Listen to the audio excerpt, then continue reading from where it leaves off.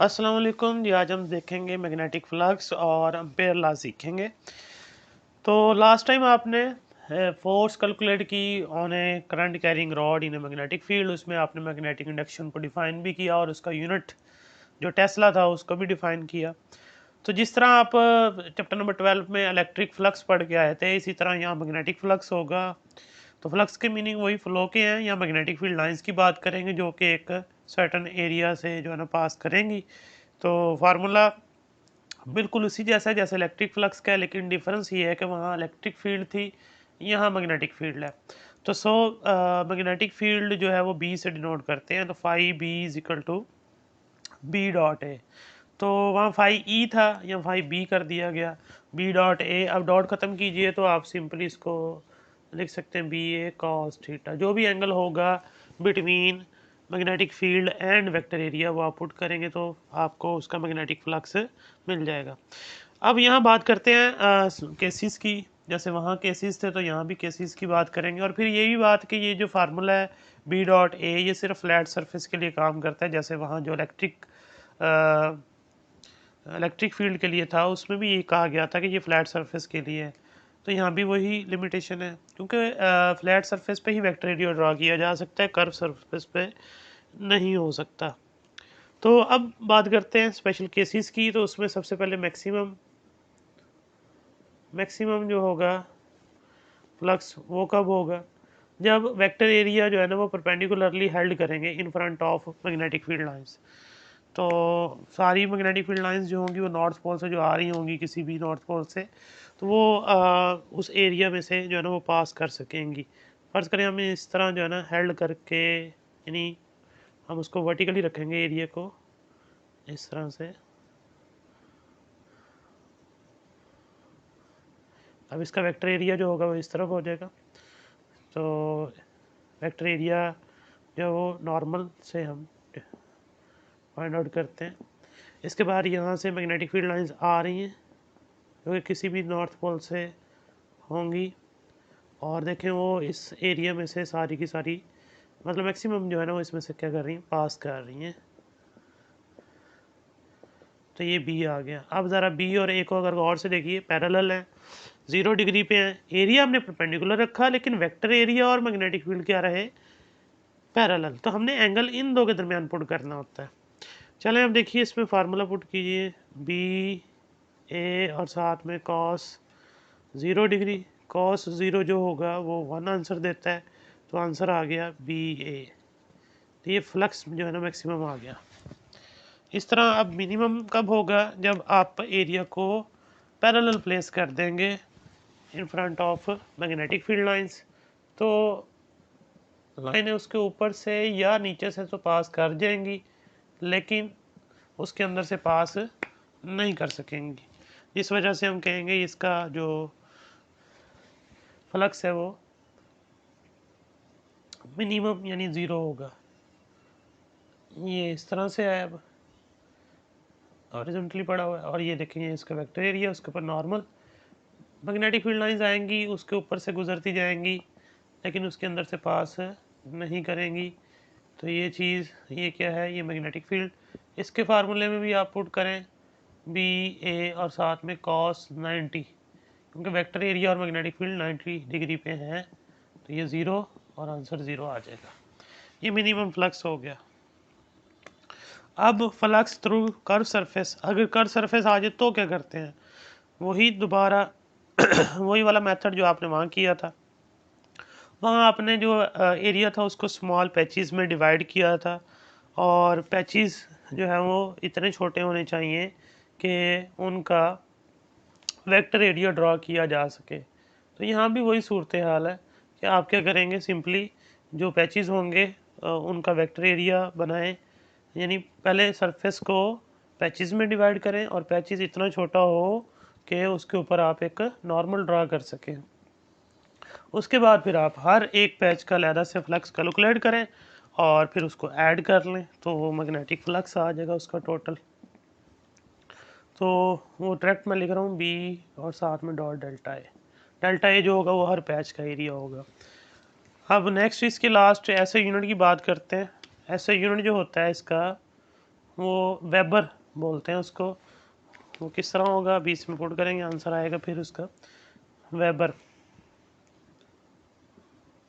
उसको जो है ना सिंपली WB से डिनोट करते हैं वेबर को, और ये होता है न्यूटन मीटर पर एम्पेयर के बराबर होता है।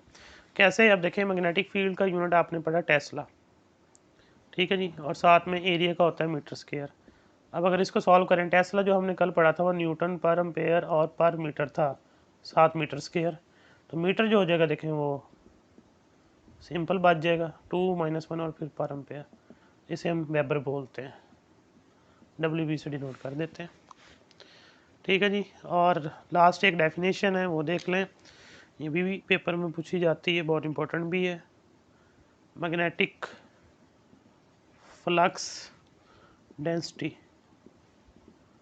या इसको सिंपली मैग्नेटिक इंडक्शन भी कहते हैं, क्योंकि ये वही बी होगा, आप उसको डिफाइन करेंगे। देखिए यहाँ जो बी है फार्मूले में, ये वाला बी, अब यहाँ से जो ए है वो इधर डिवाइड कर दें, यानी सिंपली अगर five B is equal to B A आता है, तो अगर आप यहाँ से बी निकालते हैं तो 5B/A आ जाएगा, यानी magnetic flux per unit area. तो उसे हम नाम दे देते हैं मैग्नेटिक फ्लक्स डेंसिटी का। तो है तो वो वही सिंपली बी है, तो मैग्नेटिक इंडक्शन भी कहते हैं इसको, क्योंकि ये पर यूनिट एरिया पे कैलकुलेट की जा रही है, इसलिए हम इसे डेंसिटी का लफ्ज़ यूज़ करते हैं। The magnetic flux per unit area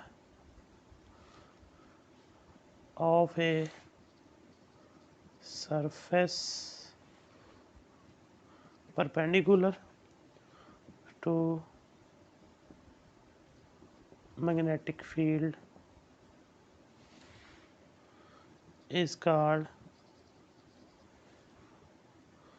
flux density, ठीक है जी। अब इसके यूनिट देखें, अगर आप उसी में पुट करें B is equal to 5B/A, 5B का वैल्यू फार्मूला वेबर था, तो क्या हो जाएगा वेबर ओवर मीटर स्क्वायर। तो ये टेस्ला के बराबर आना चाहिए क्योंकि बी टेस्ला होता है। तो वेबर जो है वो देखें न्यूटन मीटर पर एम्पेयर है, और नीचे मीटर स्क्वायर हो गया, तो ये क्या बन जाएगा at the end newton metre per metre square और पर एम्पेयर, तो ये बच जाएगा न्यूटन और साथ में पर एम्पेयर पर मीटर बच जाएगा, पर एम्पेयर और पर मीटर, ये बाकी टेस्ला रह गया देखें। तो ये वही यूनिट आ गया दोबारा टेस्ला, या फिर इसको वेबर पर मीटर स्क्वायर भी कह सकते हैं, ठीक है जी। तो ये डेफिनेशन है, दोनों याद रखनी है। समटाइम ये दो डेफिनेशन भी आती हैं पेपर में शॉर्ट में, मैग्नेटिक फ्लक्स क्या होता है और मैग्नेटिक फ्लक्स डेंसिटी जो है उसको डिफाइन कीजिए। तो ये तैयार करना है टॉपिक। उसके बाद फिर हम देखते हैं एम्पेयर लॉ, इसकी मदद से हम किसी भी वायर में से या किसी करंट कैरिंग कॉइल या मैग्नेटिक फील्ड जो हम फाइंड कर सकते हैं।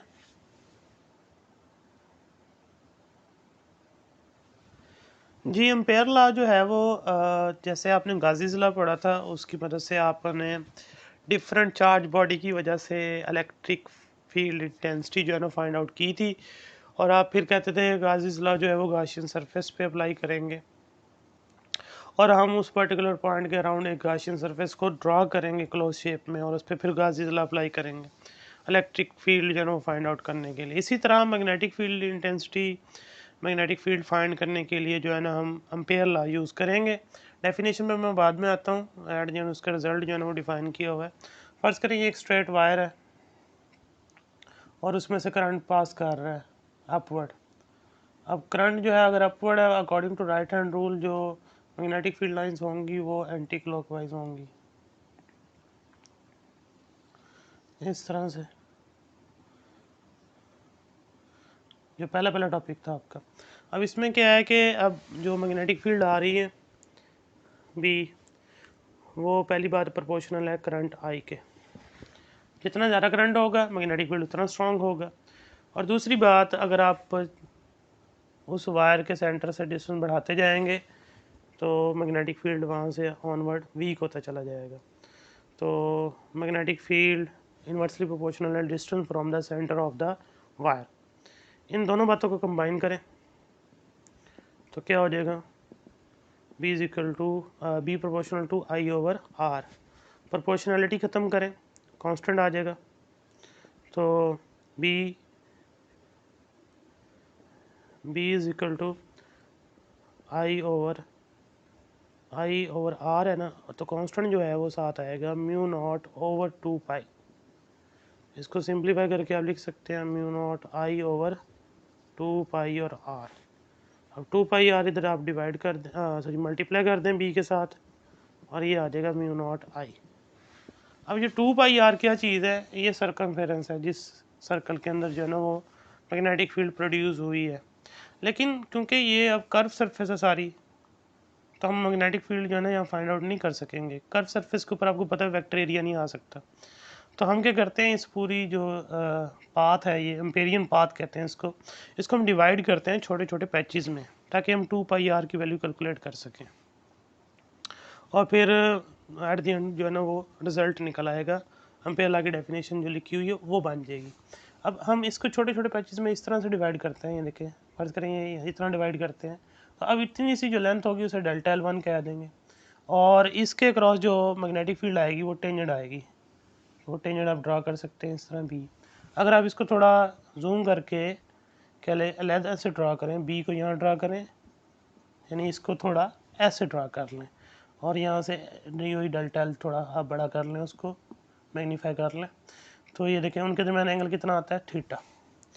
यहाँ से आप क्या करें, एक को रेफरेंस रखें, दूसरे का परपेंडिकुलर ड्रा करें। यहाँ से परपेंडिकुलर आ गया, जब परपेंडिकुलर आएगा तो ये वाली चीज़ क्या आ जाएगी, डेल्टा L1 साथ क्या आ जाएगा कॉस, फिर ये डेल्टा L1 साइन। तो जो मैग्नेटिक फील्ड है उसके साथ कौन सा कंपोनेंट है, डेल्टा L1 कॉस। तो ये हमारा जो है ना वो कंपोनेंट है जो मैग्नेटिक फील्ड फाइंड आउट करने में हेल्प करेगा। तो हम क्या लिखेंगे अब रिजल्ट में, मैग्नेटिक फील्ड की मैग्नीट्यूड बी आ जाएगा, और साथ में डेल्टा एल, और साथ क्या आ जाएगा कॉस थीटा। और राइट साइड पे क्या चलेगा कि आप इसको सिंप्लीफाई करेंगे तो वेक्टर फॉर्म में लिखेंगे बी डॉट डेल्टा एल। तो ये एक पैच हो गया, ठीक है। तो इसमें क्या हो गया कि जो पूरे जो एम्पेरियन पाथ होगा उसको छोटे छोटे पैचेस में आपने डिवाइड किया होगा, हर पैच का हम इस तरह से मैग्नेटिक फील्ड अलग से फाइंड आउट करेंगे। अब यहाँ पर हमने एल का कंपोनेंट जो है ना वो बनाए हैं। हम इस तरह भी कर सकते हैं कि हम इसको रेफरेंस रखें, बी का परपेंडिकुलर ड्रा करके उसके कंपोनेंट बना लें, तो वो आपकी मर्ज़ी है, जैसे भी कर सकते हैं, दोनों का आंसर सेम आना है। तो अब वो क्या करते हैं, पूरी एम्पेरियन पाथ को हम क्या कर देते हैं, छोटे छोटे पैचेस में डिवाइड कर देते हैं इस तरह से। तो रिज़ल्ट क्या बनेगा, रिज़ल्ट बन जाएगा बी, अगर n पैचेस बनाएंगे तो जर्नल लिखेंगे B dot delta L1 plus B dot delta L 2 and up to सॉन बी डॉट डेल्टा L, और साथ में ये n, इन सब का सम जो होगा वो म्यू नॉट आई के बराबर होगा, जैसे यहाँ आया हुआ। ये देखिए पूरी वो जो है लेंथ सर्कल की वो डिवाइड होगी 2 पाई आर जो है वो delta L1 delta L2 delta L की शेप में, बी सबके साथ आ गया। उसके बाद फिर जो राइट साइड पे है वो म्यू नॉट आई है। म्यू नॉट क्या चीज़ है इधर, म्यू नॉट जैसे वहाँ परमिटिविटी था ना एप्सिलॉन नॉट, वैसे ही यहाँ पर ये परमेबिलिटी है, क्योंकि ये अपोज नहीं करता, ये समझ लें सपोर्ट करता है मीडियम यहाँ पे। और ये भी फ़िलहाल फ्री स्पेस की बात की जा रही है, अभी फ़िलहाल कोई मीडियम नहीं कंसिडर किया जा रहा है। और म्यू नॉट की जो वैल्यू है वो 4 pi into 10⁻⁻⁷ weber per ampere per metre होती है। और परमिटिविटी हमें ये परमेबिलिटी हमें बताती क्या है, ये मेजर ऑफ ऑपोजिशन कह लें, या measure of magnetization of the medium in response to the external magnetic field. तो ये इस तरह से इसको डिफाइन किया जा सकता है।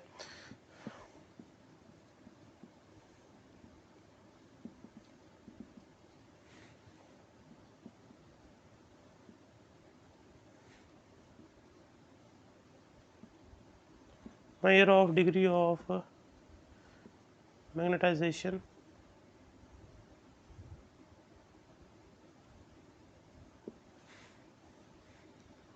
of a medium in response to a applied magnetic field। Means to say simple अल्फाज में अगर कहो, इस वायर ने में से करंट गुजरेगा, उसने मैग्नेटिक फील्ड जनरेट करना है। तो बाहर जो मीडियम है वो मीडियम कितना मैग्नेटाइज होता है उस वायर की मैग्नेटिक फील्ड के असर की वजह से।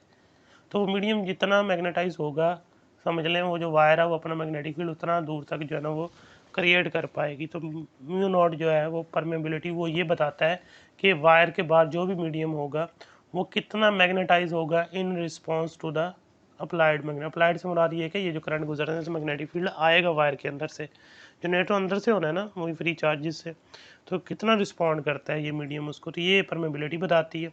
और आई इसमें जो है वो टोटल करंट। अब इसको सम अप करके लिखें अगर हम समेशन फॉर्म में, तो लिमिट लगा देते हैं आई 1 से लेके एन तक होगा, और बी और डेल्टा एल और साथ एन, तो आई कर दें, सॉरी आई जो होगा वो 1 से लेके एन तक, और ये म्यू नॉट इंटू आई रहेगा।